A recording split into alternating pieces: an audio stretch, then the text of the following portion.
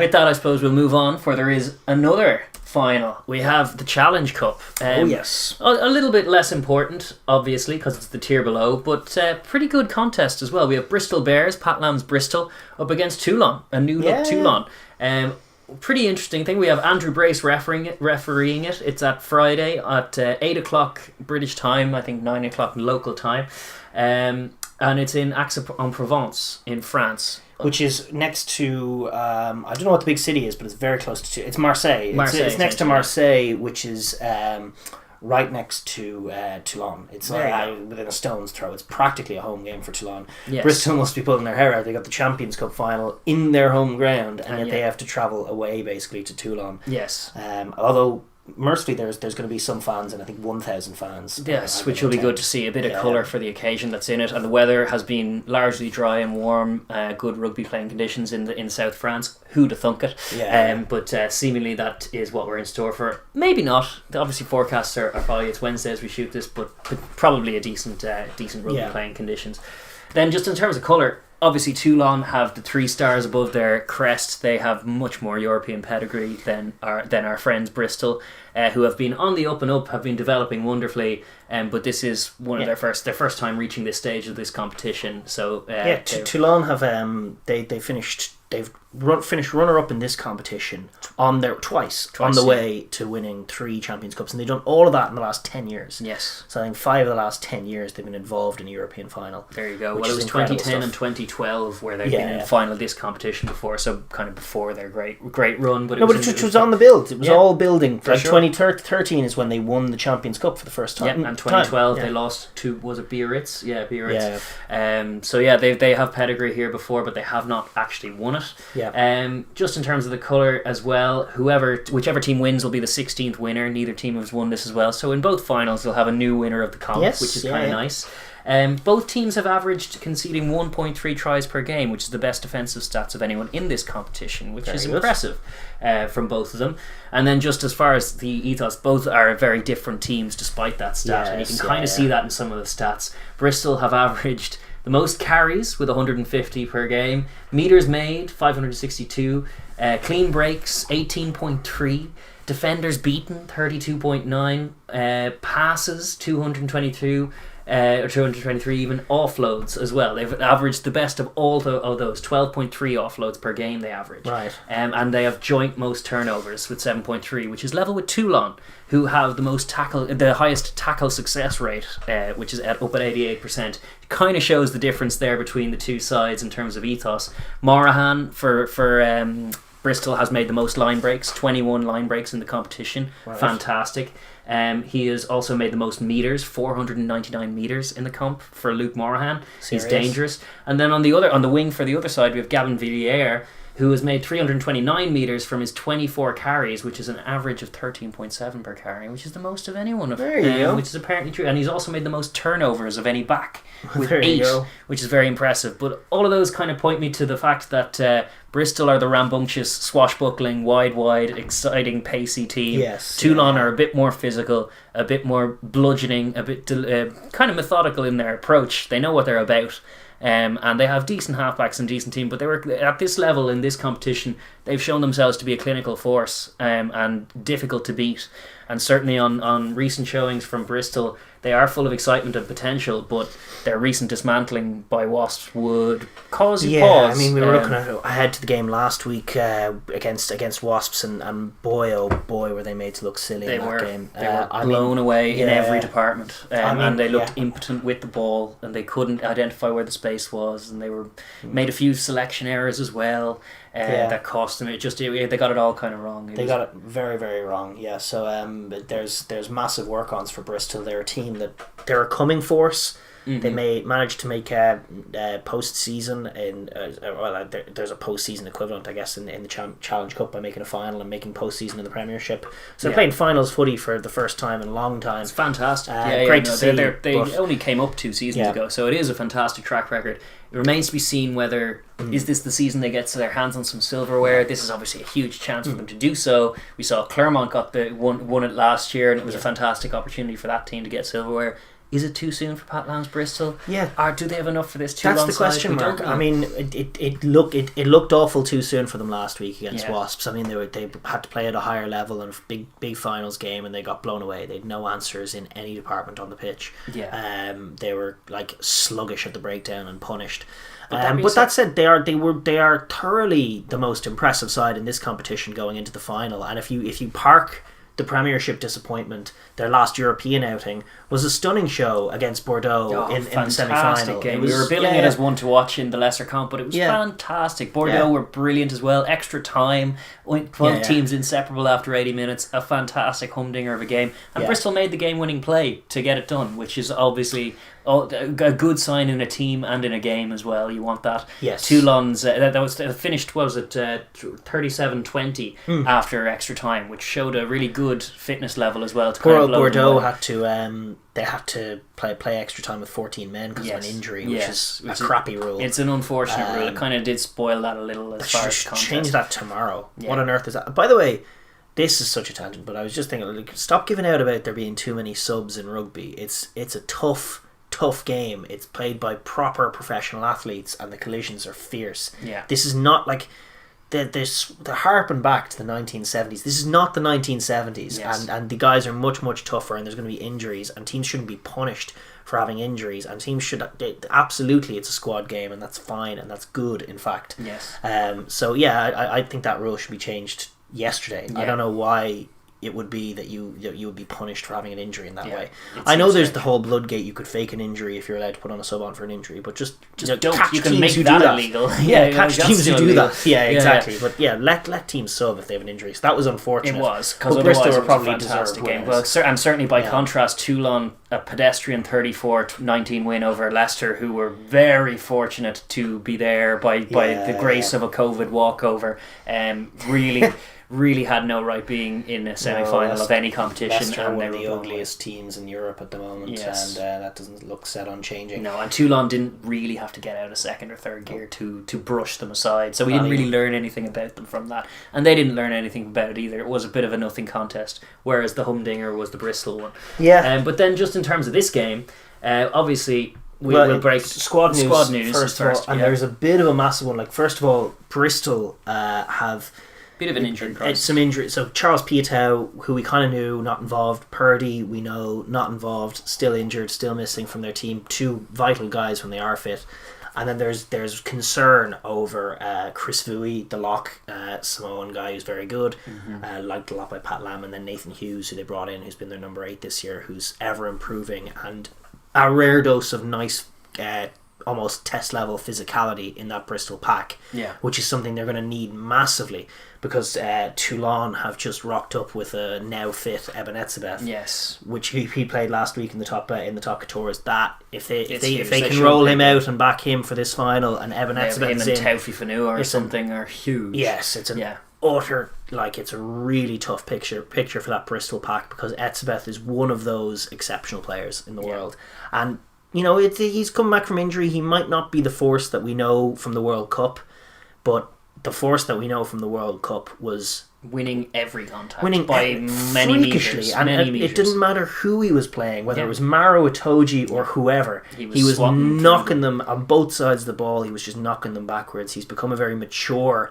player who now knows how to use his physicality, and he would be, outside of him and Radradra, he would be with him and Radradra would be the two elite players on the field. And considering how physicalized, if you like, for the theme of the show, Bristol were at the hands of Wasps, with Joe Launchbury nursing an injury during that last game.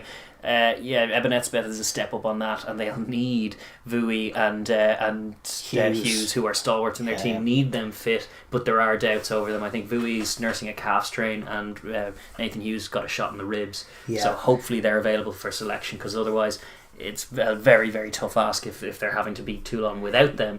But then, even still, they've a few different options outside of that. Toulouse, they have Baptiste Saran and Louis Carbonel. The young Saran, obviously, we know is a French international, and Carbonel is a young sort of fly half who they're pretty excited about. He's looked very tidy in the games he's played. He's still largely unproven at the top level, but he's going to be an exciting prospect. They've got Toeva at 13 has come in from Clermont, where he was last season. He's an exceptional ball runner, and Ranradra will have his hands full with that guy. He's brilliant. And they've also got Sergio Parise. Really classy. Obviously, Sergio on his day is fantastic.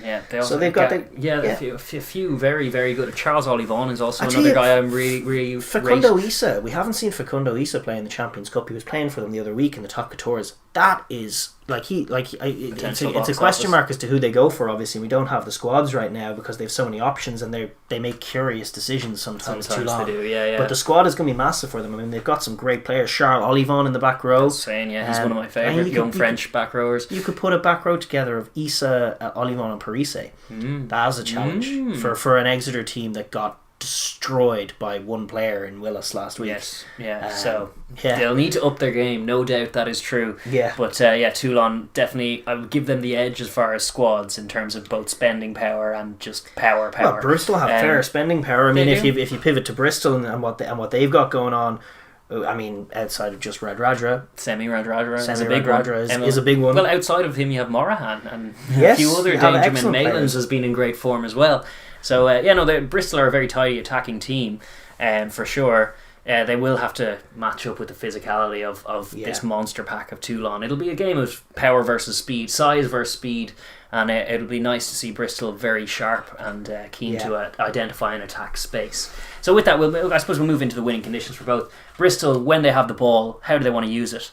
Semi Radradra is point number one. That's how you want to use it. You want to get him on the ball in space, attacking whoever's in the 13 shirt. Obviously, you were saying it's Toyev is back, I hope. In the semi-final with Bryce Heem, which I think is a poor matchup if they're picking Bryce Heem in 13. Right. But whoever is in the 13 shirt will have their hands full against Semi Radradra, who I think for one of the first times in history he's nominated for European Player of the Year despite playing in the Challenge Cup. With two different teams, Bordeaux for the early part of the season and then Bristol post lockdown, which is an interesting dynamic. But he was sensational in both, and I dare say if he was still in Bordeaux, it would be Bordeaux we'd be talking about Probably right now. True. Absolutely, Radradra is magnificent. In terms of how the sides match up, I mean, last week we watched and we've seen on a number of occasions sides expose Bristol for being too wide. They go wide all the time. They like to get their wingers' hands on the ball, and they'll give it to Luatua off 9, and there's just no way Luatua is trucking it up. You can forget about it. He's passing it out to the 10, who's passing it in turn out to the wing, and sometimes Ranradra will be there and he'll step in and he'll be the contact, and other times they'll just keep shifting it until it gets to the wings, and then they'll do that the other side of the pitch, and then they'll do that the other side of the pitch. Now what we watched on a number of occasions is sides exposing that, and we watched it last week. Ranradra had nowhere to go. Every time he had the ball, there were Wasps guys ready to tackle him. They'd done a clinic on tackle Ranradra. This is what we have to do: get around the legs, get double team him, stop him from getting the offload away, and catch him behind the gain line, and they did it. And then they were kind of lost. But what I would say is that the Bristol attack does match up quite well against what Toulouse bring. Or Toulon, Or Toulon, sorry. In terms of how you typically want to go about when you're up against a bigger, meaner pack, you do want to run them around. You do want to move the pill from side to side and force them to cover more metres and more space. So I think they should start with that, but it would just... the onus is on their halfbacks. Either Randall or what was Ural, the guy who played last week. I think it probably will be Randall usually. In this competition. And Sheedy obviously at 10. They need to be sharp enough to recognise that yes, we need to go wide, move them about. But if they are fanning out, if they're doing like we've seen a few teams do, keep their feet, keep their width, and actually Sarries a few years ago were experts at doing that. Just staying on their feet, holding the width of the pitch, and just covering every blade of grass, forcing you back inside. Like Toulon, if they manage to coordinate their defence enough to do that, they need to recognise it quickly and shift that point of contact subtly and with speed. They can't just kind of wander into contacts off 9 passively, tamely. No matter who it is, even if it's Nathan Hughes, he will get turned over, be it by being smashed or by whatever. It needs to be deception and speed, but they need to identify where the space is and go there directly. Like, don't be afraid to straighten if the space is in the 9 channel. Randall can go sometimes. Absolutely. They have to be a bit more creative. I mean, one of the criticisms that you could level at Bristol is something that we've seen sort of in times gone by. Like before Semi Radradra was the hot topic, and he is an exceptional player, there was Nemani Nanolo from Fiji as well, who's an exceptional operator and an exceptional physical specimen, quite like Ranradra was. Yes. And he had this lovely deft touch, and we saw him, he burst onto the scene really in the Crusaders team, and he was playing for Fiji obviously as well, but he would be put in space, he'd have a deft touch on his toe, he'd have magnificent physical capabilities, he was all over the place, had lovely hands, he could be used in so many ways, and when he was put in space, he was an absolute nightmare to defend. And Ranradra, very similar, perhaps with less of the kicking game, but also power and explosivity and pace as well, and a super offloading game as well. Very similar. And what we saw was when Nandolo came to Europe, he played in a Montpellier shirt, and gradually Montpellier, who are sort of a mid-level French team, started leaning more and more on Nandolo until it just became the give it to Nandolo show, and all of a sudden he was lining up at first receiver with the instruction, smash what's in front of you. And it's not where you want your best attacking weapon. You're seeing Leicester do that now, and Leicester with Nandolo. With Nandolo. You're seeing them do that now, and it's just a little frustrating. I think there is an onus on Bristol, and I've just started to see it creep into their game, where they look out of ideas and they just give it to let Ranradra go. Let's see what he does. You can't really do that. At the top level, teams are going to be marking these guys, and no one is exceptional enough that if the game plan is give it to him, that they're not going to be dealt with. And that is the concern for Bristol, is that, especially last week, you saw it a few times, like he was given the ball, he had 3 men on him, and his instruction was, hey, perp this guy, step this guy, and get away. Well, we saw it by the end of the game, when they did manage to grab a try, it was Maylands was where the space was, because Ranradra was up. There's a chance they've got Alapeti Leua, they've got Siali Piatau, Luke Morahan. They've got great players. They do. So they've got, the onus is on them to create. Little Nyatai inside of Ranradra is a physical character as well. Where is it again? Siali Piatau, even I should say. They have a lethal backline potentially. They just need to be clinical. They need to take their chances. Obviously need to set the tempo. Tempo will be so important in this game. The winning condition for Bristol is a high tempo game. For sure. If it's a slow tempo game at all, I really don't back them. They need to be able to dictate that obviously pace. A lot depends on whether Toulon go for their biggest best pack with the likes of Eben Etzebeth. I mean, if Eben Etzebeth plays and if Eben Etzebeth looks like Eben Etzebeth, that's going to be a colossal big ask task, anyway. And it is going to involve speed. Well, when they're defending, if Vui and Hughes are available themselves, and Luatua and all of these guys will need to make their presence known on D. They all need to make big physical hits. Sinclair as well, vital to their chances. Ben Earl, he owes his team big stuff from last week, thinks, because he was nowhere against West. Well, I'd say he's been brilliant. I mean, Ben Earl is a guy who's been talked about in the context of an English cap. And now, you've got Currys and Underhills and Ludlands and Willis. And Willis, who schooled him last week in a Wasps jersey. And all of a sudden, Ben Earl has fallen down the pecking order a little bit. And I'd say, he's had to sit with the fact that everyone's talking about Jack Willis after that semi-final last week, and that he really didn't come to the show and didn't lay a glove, frankly, on the breakdown area, and it was just a complete mess, and he disappeared. He receded into the team, and he ceased to become a factor. And so he can't afford that. It's like, if you're talking about Nathan Hughes being out, he's going to be so huge for this game. Can he get the jackal? Can he harass them? Can he get in the face of Louis Carbonell, the young 10, and disrupt him? Can it be his job to do it? Or, I think between himself and Thacker at 2, those are two pacey, loose forwards, even though Thacker is a number 2. He acts like a pacey, loose forward. Get him and get the both of them pressuring the halfbacks, forcing Toulon to just lose patience and kick it to them, which they are prone to do if they can be shut down. The defensive cohesion is very important, but also having those key men make key plays, because the tendency for Bristol is to be a little bit too soft and willing to cough up the try just so he can restart the game. It's finals footy. You will not get away with that. And Toulon know that. Toulon will take their points when they're on offer and try and build a scoreboard that'll hopefully kind of buckle Bristol under the pressure of it, under the weight of it. Bristol have to be able to respond to that, have to be cohesive in their D-line, and also have to have a few key men like Earl step up and really make themselves felt all over the park. Absolutely, for sure. In terms of the set piece, I mean, needless to say, the onus is on sort of Toulon to really attack this area. I mean, we mentioned Etzebeth. They have huge front rowers. It doesn't matter who they go with. They usually go with Setuana. Setiano, I should say, or Gigashvili, even at tight head. They've got Taufi Fanua. They've got huge physical. Baptiste Groa at loose head is a pretty good scrummager as well. They've got huge scrummaging forwards, and like a lot of French teams, especially the bigger French teams, they do tend to make an emphasis of that. There's a Georgian influence working its way through the top couture in terms of making scrum teams feel the scrum. Yeah, for sure. Not that they needed that essentially. Like they've just the French love a scrum as well. They for sure they will want to prime pressure. What is a kind of soft underbelly of Bristol. Bristol have, fortunately, a world-class tight head at their disposal. Sinclair, not John Afoa, who started last week perplexingly.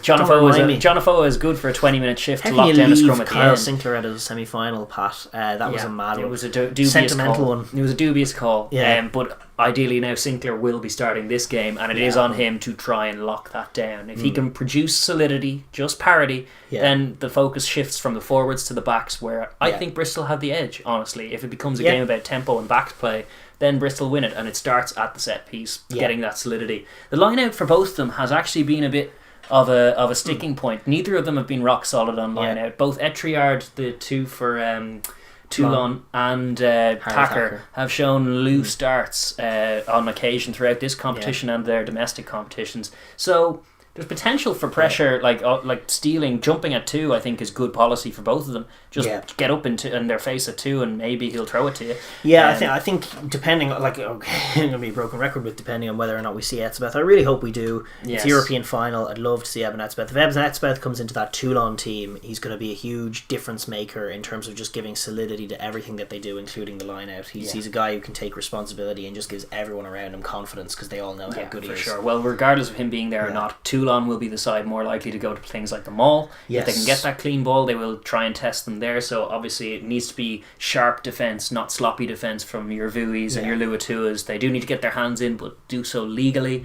Don't be getting the penalty clock ticking over and inviting Toulon into your territory to smash into you, because when Toulon do have the ball, they will carry relentlessly, they will carry physically. They have a myriad of options in the back row, like we were saying, Parise, Olivon, Lakafia, very dynamic runners of the football and creative linkmen as well, capable of drawing and giving. They will cause them problems if they can get on the ball early and often, which is exactly what Toulon will want to do with them.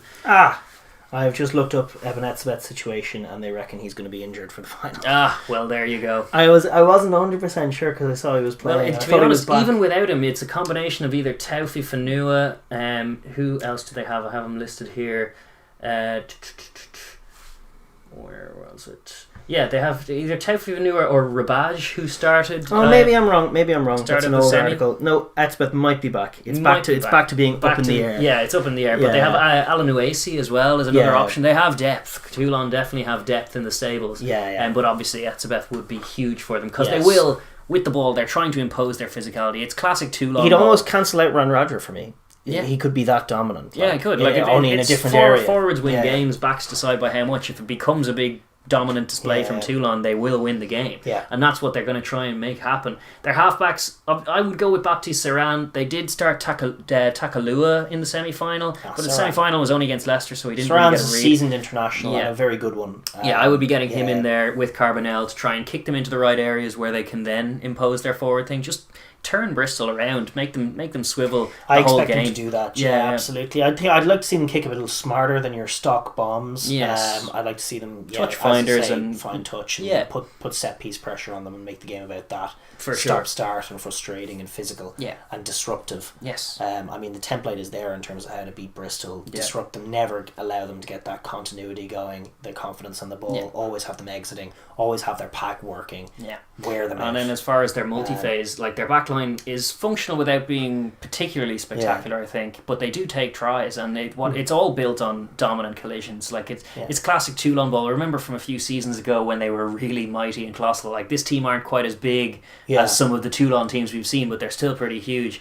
And when they get their multi-phase going, it's remarkable to watch. They can scatter big men like skittles through dynamic carries and just dominate the collision zone over and over again. And so that then their wingers, no matter who they are, like Villiers has grabbed a lot of tries on the wing for them, but it's like it's a secondary job. They pummeled them into submission, and then the backs are on hand to finish. That's going to be the Toulon game plan. Going to try and break Bristol, who have shown some softness, soft underbelly potentially. Like it could be. It's a fun wee dynamic in Europe, isn't it? You've got the Champions Cup final is a conservative, physical, marauding English team against a free-flowy, attacking French team. Yeah. And the Challenge Cup final is the reverse. The reverse, yeah. It's a free-flowing English team top couture's team. Yeah. And lovely, sexy Pat Lam rugby is potentially there. How do you defend it if you're Toulon?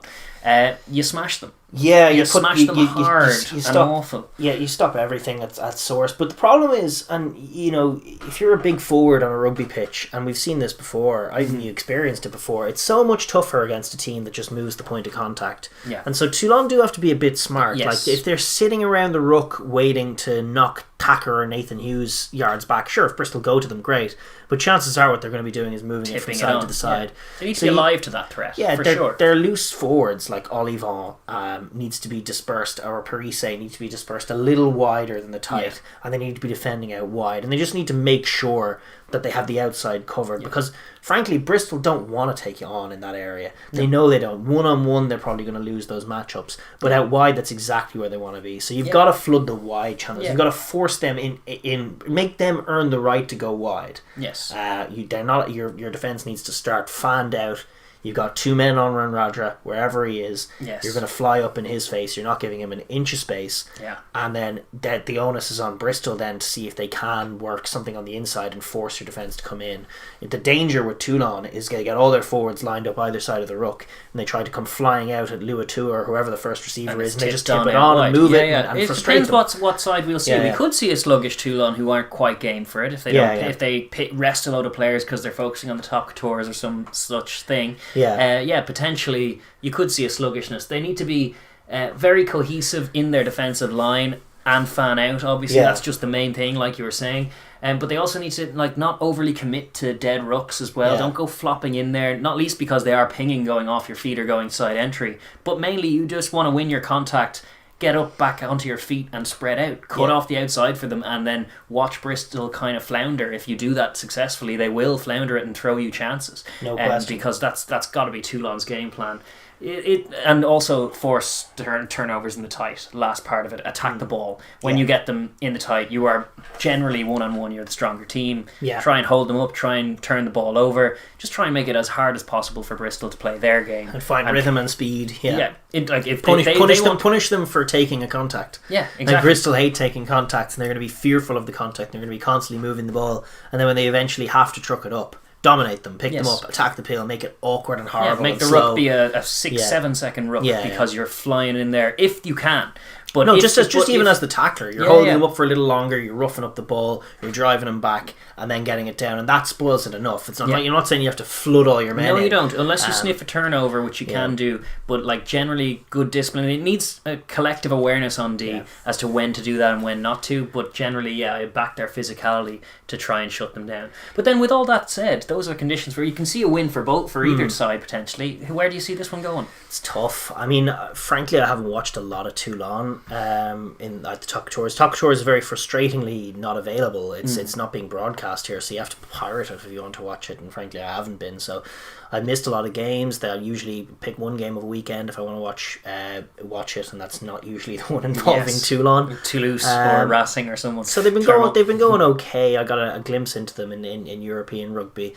I'm curious to see. I think my instinct says to just lean on pedigree and history and just how poor Bristol were last week, despite the fact that if you assess the competition, Bristol have been the best team in it, and they certainly on statistics they're dominating more than Toulon. Semiran Radra is there. I tell you, I almost want to bail out of the decision and say if Etzebeth plays Toulon, if he doesn't Bristol Radra because he could cause them havoc. He could absolutely open them up, and they could be moody. But the fact that they're at home, that's tough. Tips the scale for me, maybe. I just thought Bristol were so poor last week. I thought maybe they'll come back, but they look like a side who are coming, but finals footy and actual silverware might be beyond them this season. So for that reason, I'll say Toulon in a scrappy one. Okay, well then by contrast I will back Pat Lam to the hilt. I have a lot of time for I'm backing the ugly teams. It's not like me, it's not good really. Might turn out to be proven because forwards win games, as you say.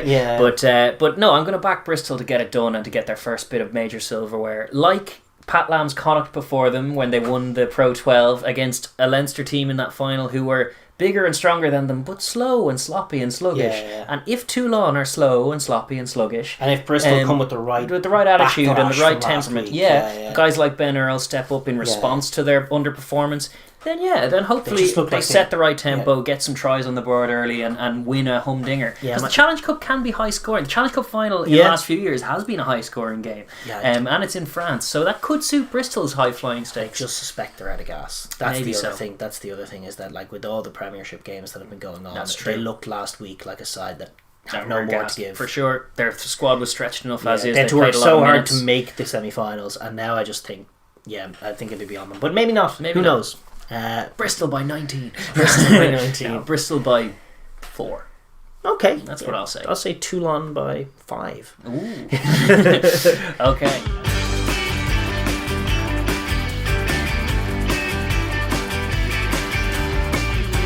Thank you very much for watching that video. If you're new here, please like and subscribe down below, and leave a comment as well, because we enjoy the chat and conversation. Thank you.